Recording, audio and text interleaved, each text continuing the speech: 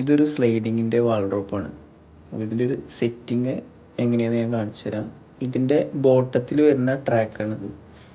അതുപോലെ തന്നെ ടോപ്പിൽ വരുന്ന ട്രാക്കാണ് ഇത്.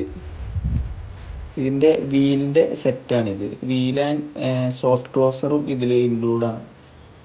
ഇതാണ് ഇതിൻ്റെ വീല് വരിക. ടോപ്പിൽ 2 വീലും ബോട്ടത്തിൽ 2 വീലും ആയിട്ടാണ് നമ്മളിത് സെറ്റ് ചെയ്യേണ്ടത്.